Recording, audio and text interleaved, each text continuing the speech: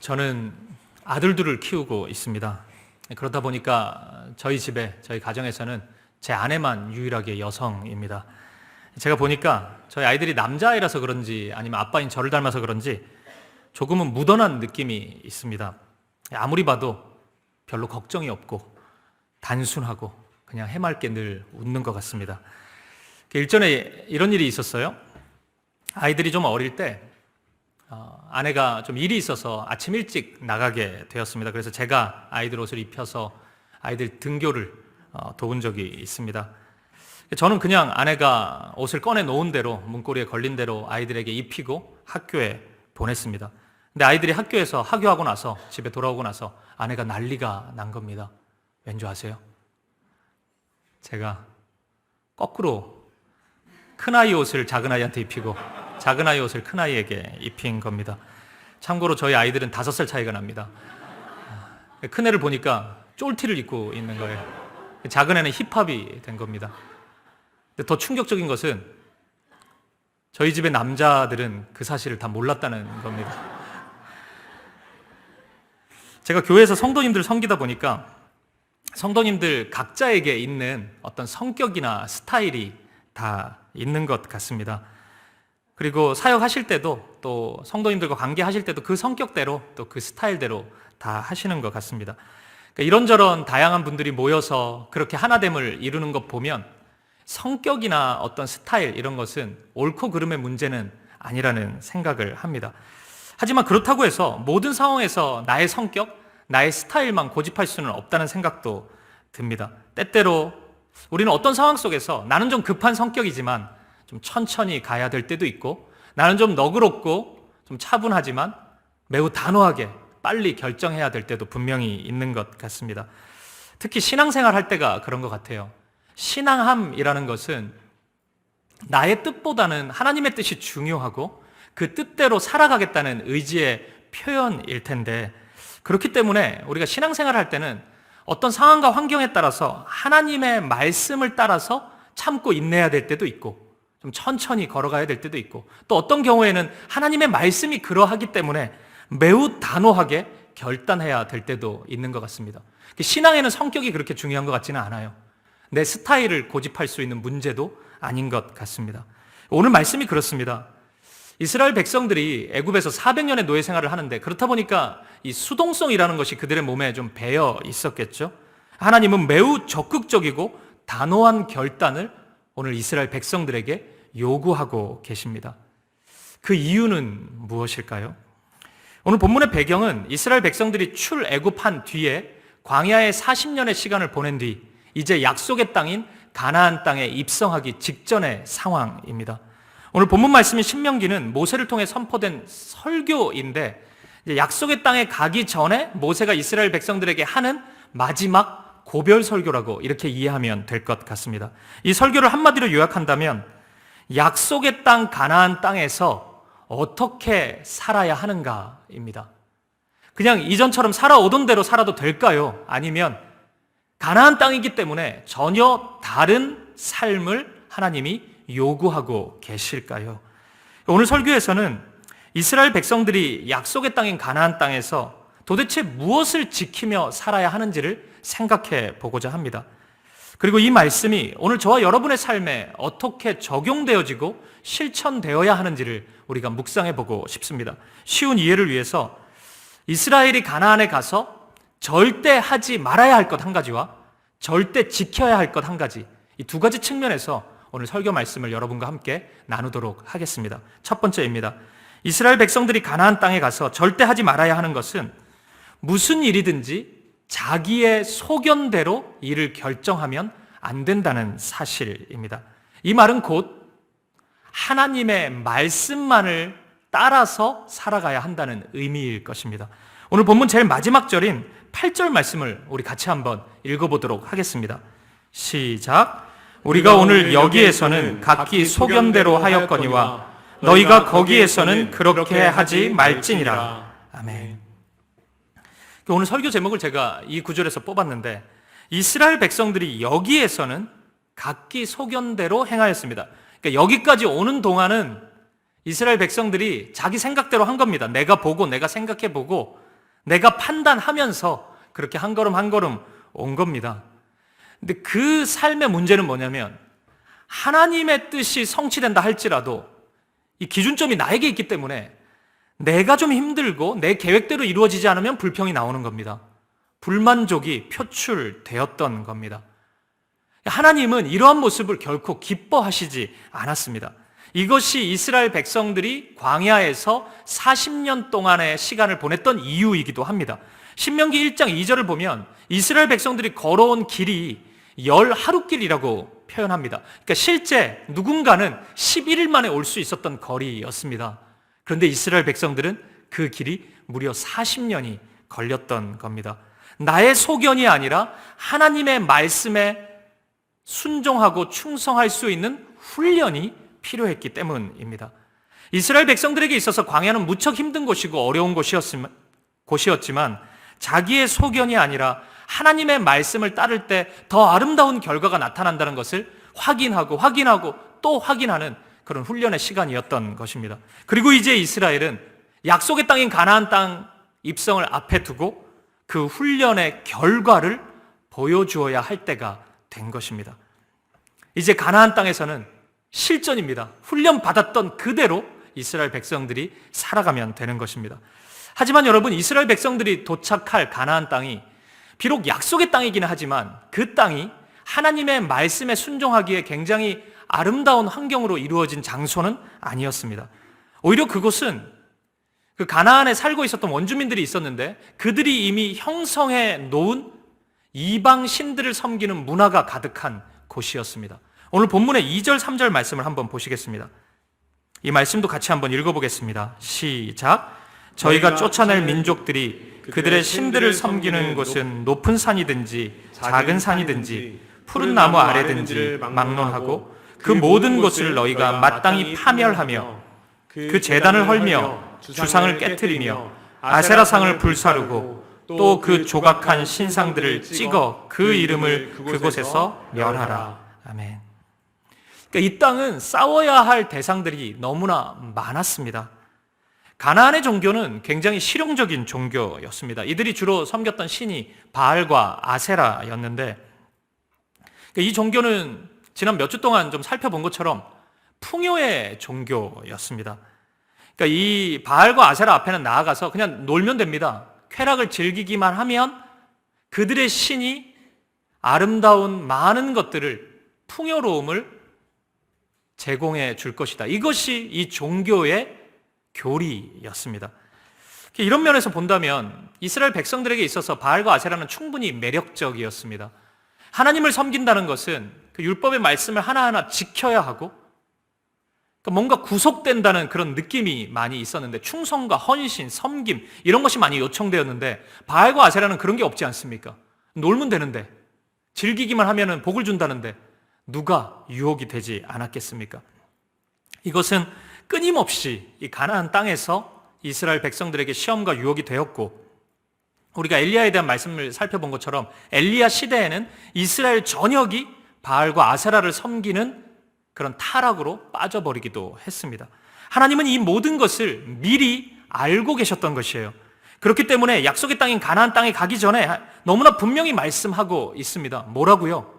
그곳에 가자마자 어떤 생각도 하지 말고 바알과 아세라의 신상을 깨뜨리고 무너뜨려 버리라고 말씀하고 있는 것입니다.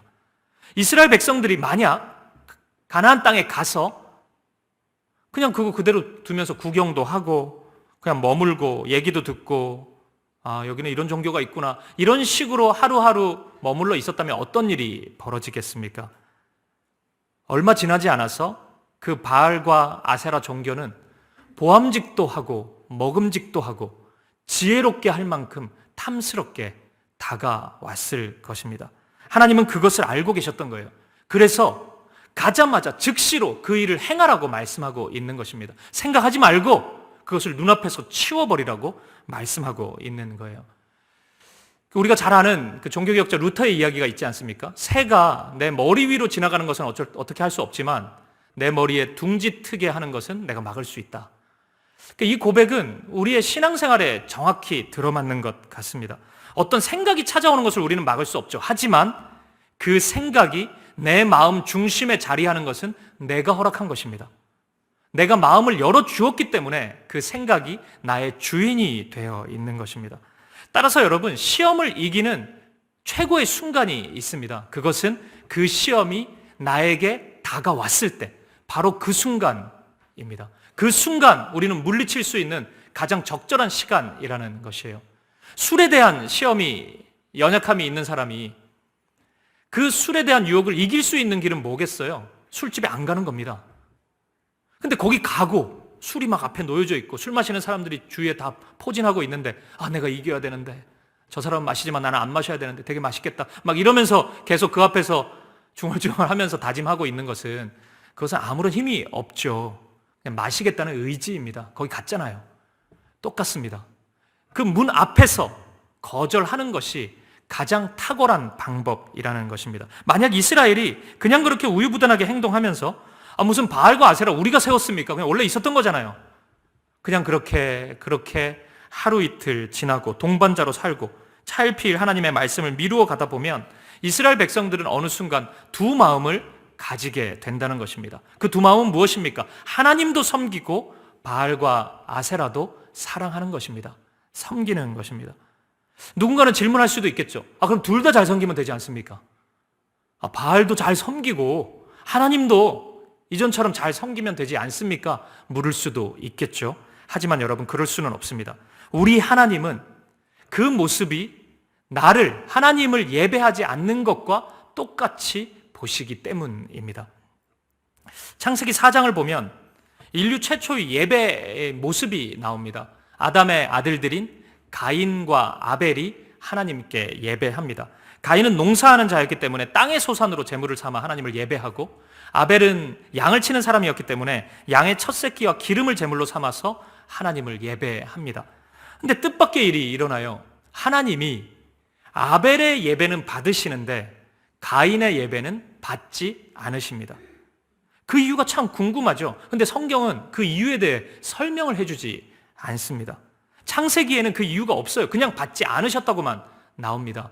근데 성경을 쭉 읽다 보면 신약 성경인 히브리서에 가서 바로 이 장면에 대한 해설 한 구절이 나옵니다. 이렇게 말씀해요. 히브리서 11장 4절입니다. 믿음으로 아벨은 가인보다 더 나은 제사를 하나님께 드림으로 의로운 자라 하시는 증거를 얻었으니 하나님이 그 예물에 대하여 증언하심이라. 그가 죽었으나 그 믿음으로써 지금도 말하느니라. 아멘. 믿음이라고 이야기하는 겁니다. 아벨은 믿음으로 예배했고 가인은 믿음으로 예배하지 않았다는 것입니다. 저는 이 장면에서 이런 상상을 해봐요. 아벨은 진짜 믿음이 있었던 거죠. 그래서 하나님을 사랑하는 마음으로 이 예배의 자리에 나왔을 겁니다.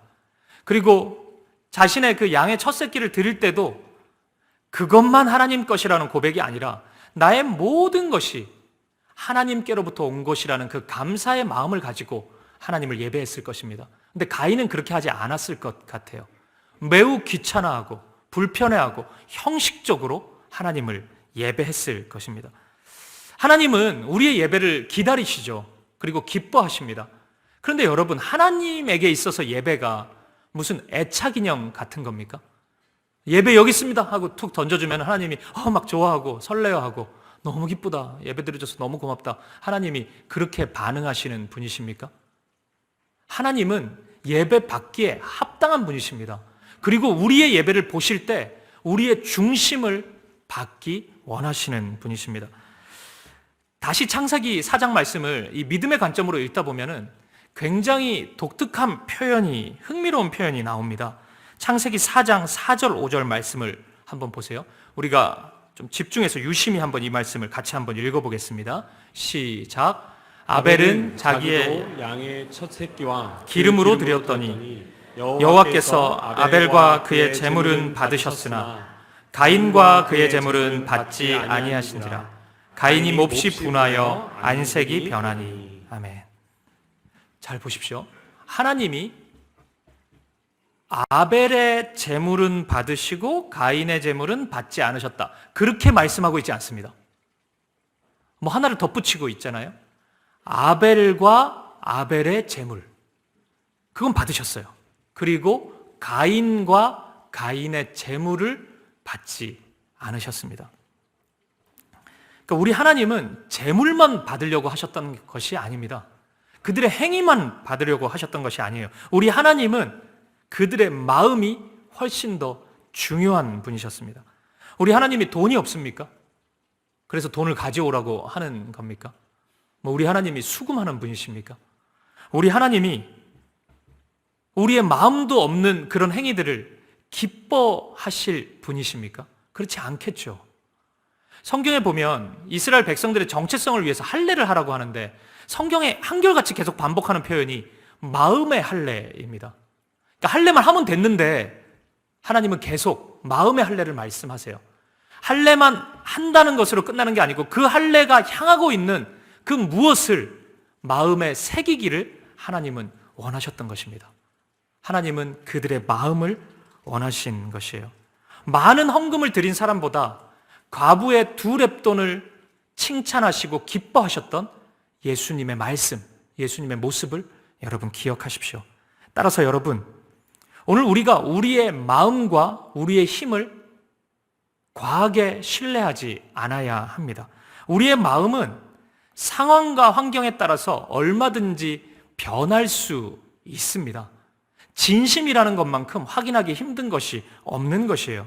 하지만 변하지 않는 것이 한 가지 있습니다. 그것은 하나님의 말씀입니다. 따라서 이 하나님의 말씀을 가진 사람은 절대적인 기준을 가진 것과 마찬가지입니다.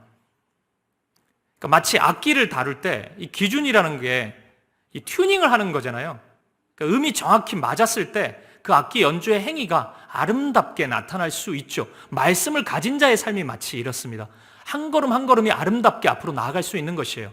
그런데 말씀이라는 기준이 없는 사람은 튜닝하지 않는 악기를 연주하는 것과 마찬가지입니다. 아무리 아름답게 막 움직이고 막 해도 듣기가 힘든 겁니다. 불협화음이 계속 나타나는 겁니다. 기준이 없기 때문입니다. 하나님의 말씀이 아닌 자기 소견대로 살아가는 사람이 그렇다는 것입니다. 오늘 나의 소견과 하나님의 말씀이라는 두 길의 그 갈림길 사이에 서 있는 분이 있으시다면 여러분 기꺼이 기준 되시는 하나님의 말씀을 선택할 수 있기를 바랍니다. 그리고 그 말씀이 우리의 삶 가운데 어떤 열매를 만들어가는지 생생하게 경험할 수 있는 저와 여러분 되시기를 간절히 축복드립니다. 두 번째입니다. 두 번째는 꼭 해야 되는 거라 그랬잖아요. 이스라엘 백성들이 가나안 땅에 가서 꼭 해야 되는 것은 오직 하나님만을 사랑해야 한다는 것입니다. 많은 학자들이 오늘 본문인 신명기 12장 말씀을 가리켜서 10계명의 제1계명을 언급하고 있는 말씀이다. 이렇게 해석을 해요. 여러분 10계명의 제1계명이 뭡니까? 나 외에 다른 신을 섬기지 말라는 말씀이죠. 그러니까 하나님 당신이 이스라엘 백성들을 향해서 오로지 한 마음으로 사랑하셨던 것처럼 이스라엘 백성도 오로지 하나의 마음만을 가지고 하나님만을 사랑하기를 원하셨습니다. 하나님께서 이스라엘에게 행했던 모든 것은 그 사랑의 증거였습니다. 애굽에서 노예 생활을 하고 있던 그들을 출애굽시키셨던, 구원하셨던 그 사건, 그리고 막 도망쳐 나오다가 애굽의 군대가 쫓아오는데 앞에는 홍해 바다가 가로막고 있고 그 홍해를 가르셨던 사건, 광야길에서 너무 배고프니까 힘들다고 막 그럴 때 일용할 양식, 만나와 메추라기를 주셨던 사건, 구름기둥과 불기둥으로 그들의 걸음을 인도하셨던 사건, 그리고 대적들이 계속 있잖아요. 그거 어떻게 이깁니까? 전략 잘 세워서? 군사력이 강해서 이깁니까? 그냥 말씀대로 순종하면 이겨요. 이스라엘 백성들은 막 성을 돌면 무너지고 막 그렇습니다. 매우 이상한 일이죠. 그 모든 사건들이 실은 하나님께서 이스라엘을 얼마나 사랑하시는지를 보여주는 증거였다는 것이에요. 출애굽 이후에 구약 성경에서 계속해서 반복해서 나오는 동사가 있습니다. 그것은 기억하라, 생각하라입니다. 뭘 기억해요? 뭘 생각해요? 우리의 인생 가운데, 이스라엘의 걸음걸음 가운데 하나님이 어떠한 일을 이루셨는지 잊지 말라는 것입니다. 기억하라는 거예요. 그러면 하나님의 사랑을 잊어버리지 않을 수 있습니다. 그걸 기억해내기만 하면은 세상에 어떤 유혹과 시험이 다가온다 할지라도 하나님을 섬기는 일을 저버리지 않을 수 있는 것입니다. 이것이 이 기억해내는 것, 생각해내는 것이 이스라엘 백성들의 과제였던 것이에요. 그리고 이 기억하라 생각하라가 신약 성경에 와서는 그 대상이 바뀝니다. 뭘 기억해야 되냐고요? 우리는 출애굽한 게 아니지 않습니까? 우리는 구름기둥, 불기둥 보지 않았잖아요. 홍해바다 갈라지는 거 우린 보지 않았잖아요. 그럼 뭘 기억해요, 우리는? 예수님을 기억하라고 말씀하십니다. 예수님의 십자가를 기억하라고 말씀하십니다. 예수님께서 십자가에서 이루신 모든 것이 하나님의 사랑을 보여준 사건이기 때문에 그 십자가를 꼭 기억하고 생각하라고 말씀합니다. 구약 성경의 그 마지막 이야기는 하나님의 사랑에 대한 불신으로 끝이 납니다. 구약 성경의 이야기도 분명 하나님 사랑의 이야기인데, 그러니까 잊지 말고 기억하라고 말씀하셨는데, 결국 그 마지막 이야기는 이스라엘이 하나님의 사랑을 못 믿겠다는 것으로 끝나요. 구약 성경의 제일 마지막 성경인 말라기 1장 2절을 보면은 이런 말씀이 있습니다. 여호와께서 이르시되 내가 너희를 사랑하였노라 하나 너희는 이르기를 주께서 어떻게 우리를 사랑하셨나이까 하는도다. 주께서 어떻게 우리를 사랑하셨나이까. 이것이 이스라엘의 구약의 마지막 하나님을 향한 고백이었습니다. 그토록 수많은 일들이 있었는데 그거 다 잊어버린 것입니다. 조금 고생했다고, 내가 원하는 대로 이루어지지 않았다고, 하나님이 날 사랑하시지 않는다고 확신해 버리셨습니다. 이렇게 득달같이 달려드는, 따지고 드는 이스라엘을 향해서 하나님이 말문이 막혀버리신 걸까요? 이 말라기서 이후, 구약성경 이후에 신약성경이 쓰이기까지 약 400년의 시간이 있었는데 성경이 쓰이지 않은 시간입니다. 그래서 이 기독교 역사 속에서는 신구약 중간기라고 그럽니다. 성경이 기록되지 않은 암흑기입니다. 그리고 신약성경이 400년의 어두운 시간을 지나서 쓰이기 시작합니다. 그 출발이 예수님입니다. 예수님의 이야기로 신약성경이 기록됩니다. 지금 우리가 그 새벽마다 로마서 말씀을 묵상하고 있잖아요. 있습니다. 로마서 말씀을 보고 있어요. 오늘 본문이 이제 로마서 5장인데, 오늘 본문인 로마서 5장 8절을 보면 이런 말씀이 있습니다. 우리 같이 한번 읽어볼까요? 시작. 우리가 아직 죄인 되었을 때 그리스도께서 우리를 위하여 죽으심으로 하나님께서 우리에 대한 자기의 사랑을 확증하셨느니라. 아멘. 이 말씀은 분명히 대답하고 있죠. 우리를 어떻게 사랑하십니까? 하나님께서 우리에 대한 자기의 사랑을 증명하셨대요. 무엇으로요? 그리스도께서 우리를 위하여 죽으심으로. 예수님의 십자가는 하나님의 대답입니다. 언제, 어떻게, 얼마나 사랑했냐고요? 이렇게까지 사랑한다는 것을 보여주는 것입니다. 우리가 잘 아는 요한복음 3장 16절, 하나님이 세상을 이처럼 사랑하사 독생자를 주신 것입니다. 이처럼 사랑하셨습니다. 자기의 목숨을 내어주시기까지, 모든 것을 주시기까지 오늘 저와 여러분을, 우리 모두를 사랑하셨습니다. 그리고 오늘 우리에게 그 사랑을 잊지 말고 기억하라고 말씀하고 있습니다. 그리고 오늘 우리에게 내가 너희를 그렇게 사랑한 것처럼 너희도 나를 그렇게 사랑할 수 없겠냐고 질문하고 계십니다.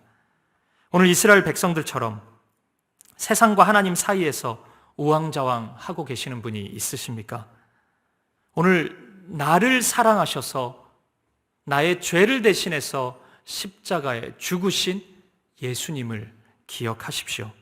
그 사랑으로 기꺼이 하나님을 선택하는, 하나님을 사랑한다고 고백하고 하나님을 사랑하는 그 길을 기꺼이 걸어갈 수 있는 저와 여러분 되시기를 간절히 축복드립니다.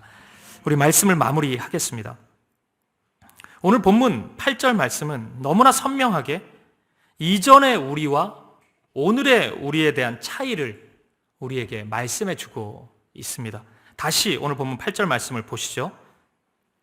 같이 읽어보겠습니다. 시작. 우리가 오늘 여기에서는 각기 소견대로 하였거니와 너희가 거기에서는 그렇게 하지 말지니라. 아멘.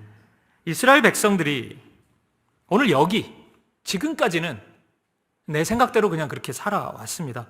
애굽에서도 그랬습니다. 광야에서도 그랬습니다. 하지만 내일부터의 여기, 거기에서는 그렇게 하면 안 됩니다. 왜요? 내일은 다른 곳이기 때문입니다. 거기는 택하신 곳이고 하나님이 함께 하시는 곳이고 하나님이 주권을 행사하시면서 주도하시는 하나님 나라이기 때문입니다. 오늘 본문인 이 신명기 12장 말씀을 계속 읽어보니까 계속 반복되는 표현이, 무지하게 많이 반복되는 표현이 있더라고요. 그게 택하신 곳입니다. 택하신 곳에서는, 택하신 그곳에서는, 이것을 계속 반복해요. 하나님이 인도하시는 그곳에서는 하나님의 질서대로 살아가라는 하나님의 호소입니다. 사랑하는 여러분, 여러분의 삶은 어떠세요? 성경이 한결같이 우리를 가리켜서 영적인 이스라엘으로 표현하는 것을 보면 오늘 이 이야기는 우리의 이야기이고 오늘 이 말씀은 우리를 향한 하나님의 말씀일 것입니다. 그러면 솔직히 대답해 보시죠. 여러분, 지금까지 지내온 것이 아까 우리 특성처럼, 가사처럼 지금까지 지내온 것이 여러분의 소견 덕택입니까? 아니면 하나님의 은혜입니까? 하나님의 은혜라면, 여러분 분명히 걸어온 걸음걸음이 하나님의 은혜라면 더 이상 여러분의 소견을 삶의 기준으로 삼지 마십시오. 하나님의 말씀을 기준으로 삼을 수 있기를 바랍니다. 보십시오. 이제 이스라엘 백성들이 갈 곳은 애굽이 아니에요. 애굽의 질서를 따를 필요가 없습니다. 거기는 광야도 아니고 약속의 땅인 하나님 나라 가나안 땅입니다. 거기는 하나님의 질서가 작동하는 곳입니다. 근데 거기 가서 자꾸 애굽 얘기하고 애굽에서는 이랬다 그러고 애굽에서는 이렇게 살아야 된다 그러고 그건 굉장히 이상한 일입니다. 하나님의 나라는 사자와 어린 양이 뒹구는 곳인데 자꾸 거기 가서 사자 되겠다 그러고 양 잡아먹고 싶다 그러고 2마리 먹고 싶다고 막 기도 제목 내고 그 굉장히 이상한 일입니다. 그곳은 나의 사랑과 너의 사랑이 하나가 되어서 우리 모두가 함께 사랑을 이루는 곳인데 자꾸 나의 욕망을 얘기하고 어떻게 해서든지 저 사람 짓밟아버리고 싶다고 얘기하고 그 굉장히 어색한 일입니다. 그곳의 질서가 아니기 때문이에요. 애굽에서는 그렇게 살았어도 하나님의 땅에서는 그렇게 살면 안 되는 것입니다. 저는 이 하나님 나라를 보여주는 이 교회를 이제 평생 섬기겠다고 헌신한 사람 아닙니까?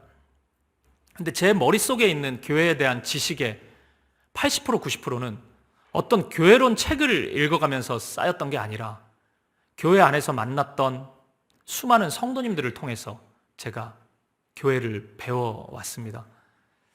제가 순장반에서도 짧게 나눴었는데 제가 처음 그 교육전도사로 교회를 섬길 때 20대잖아요. 굉장히 어린 나이에. 근데 이제 주일에 유독 그런 전통교회는 여전도회, 남전도회 이런 게 있으니까 여전도 애들에서 저를 자꾸 그 정기 모임에서 불러요. 그래서 설교를 부탁해요. 그게 너무 힘들더라고요. 주일날 너무 바쁜데 막 거기까지 가가지고 또 뭔가 저하고 맞는 대상도 아니고 뭐 어머니보다도 나이가 많기도 하고 막 그런데 설교를 하려니까 너무 힘들더라고요. 그래서 좀 투덜대기도 하고 그랬어요. 왜 나를 부르나? 내가 만만한가? 뭐 이런 생각도 하고. 근데 끝나고 나면은 항상 그 여전도회 회장 되시는 권사님이 깍듯하게 은혜 많이 받았다고 인사를 하세요. 또 그러면 또 착각하죠. 내가 설교 그렇게 잘하나? 은사가 있나? 뭐 이런 생각도 해요. 그냥 그러면서 이제 끝나고 나면은 항상 인사하시고 봉투를 하나 저한테 주세요. 뭐 보면은 3만 원, 5만 원 이렇게 들어있어요. 뭐예요, 권사님? 이러면 전도사님 공부하시는데 책 사보시라고 이렇게 그 봉투를 항상 주시더라고요. 근데 제가 그때는 몰랐어요. 참 미련하게도. 그러니까 시간이 지나 보니까 제가 알겠더라고요. 그분들이 제 설교 듣고 싶어서 저를 불렀겠습니까? 그 20대 그 전도사님 이제 막 신학 공부 얼마 안 한 그 사람 와가지고 5분, 10분 제가 무슨 설교 했는지도 기억도 안 나요. 그때마다. 근데 그 설교 그 듣고 싶어가지고 야 우리 은혜 받자 그래서 유병희 전도사님 부르자 이랬겠냐고요. 그거 아니겠죠. 책값 주고 싶었던 거예요. 저한테.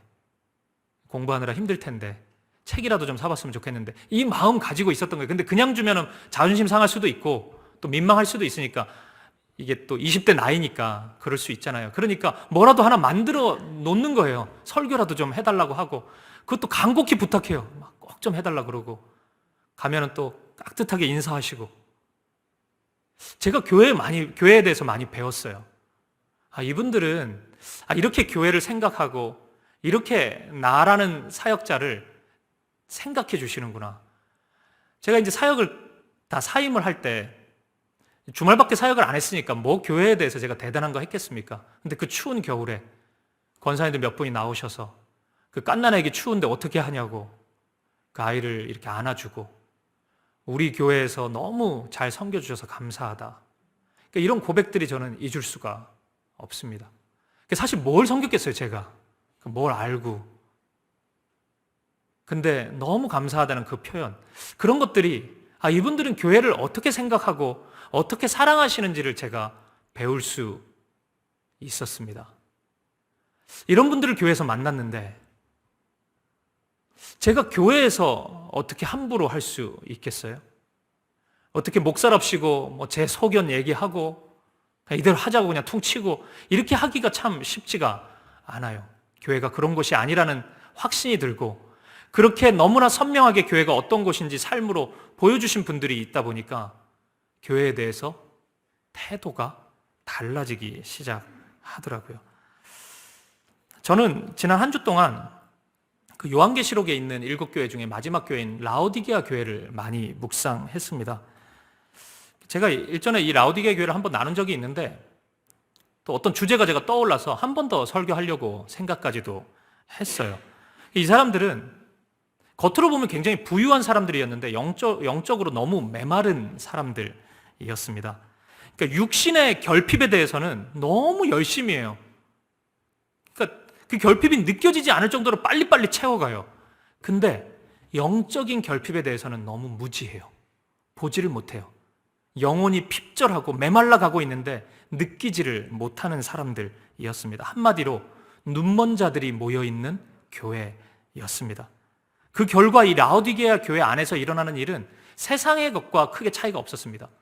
그냥 자기 소견에 옳은 대로 자기 하고 싶은 얘기하고 하고 싶은 생각대로 그냥 그렇게 교회를 이루고 있었습니다.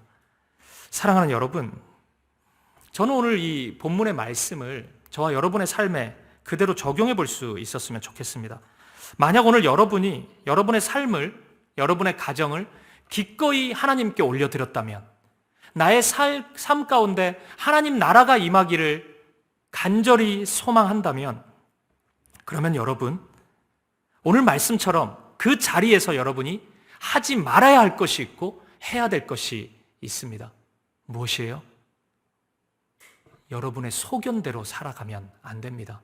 하나님의 것이라고 믿는다면, 하나님의 일하심을 기대한다면 내 생각을 뒤로 물으셔야 합니다. 그리고 하나님의 말씀으로 채워야 합니다. 오늘 이스라엘 백성들이 결단하죠. 우리가 이전까지 해오던 것을 하지 말자는 결단이 지금 필요하죠. 오늘 우리가 하나님의 일하심을 기대하면서 새로운 출발을 하기 원하신다면 여러분 하지 말아야 될 것이 있는 거예요.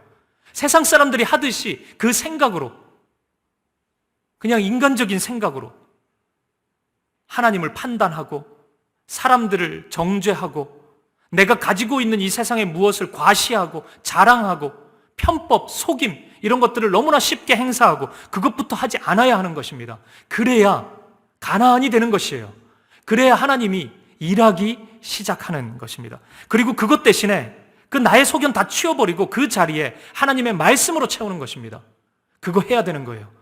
하나님을 향한 기도로 채우는 것입니다. 그것도 이것저것 계산하지 말고 즉각 해야 되는 것입니다. 오늘 이스라엘 백성들에게 시간적 여유를 잘 주고 있지 않아요. 즉각적으로 가자마자 하라고 요구하고 있는 것입니다. 바로 그때 우리가 바로 결단할 때 하나님이 일하기 시작하는 것입니다. 저는 오늘 우리 사김의 교회도 마찬가지라고 생각합니다. 오늘 이 교회로 인도하신 분이 하나님이시라고 확신하신다면, 오늘 이 교회를 세우신 분이 하나님이시라고 확신하신다면 여러분 이 교회 안에서도 자기의 소견이 우선이 되어서는 안 됩니다. 내가 세상에서 했던 방식, 내가 세상에서 성공했던 방식, 인정받았던 방식으로 이 교회에서 영향력을 얻으려고 한다면 그것은 큰 실수입니다. 이곳은 전혀 다른 곳이죠. 세상의 질서가 아니라 하나님의 질서가 작동하는 곳입니다. 하나님 나라는 큰 자가 섬기는 자가 되는 것입니다.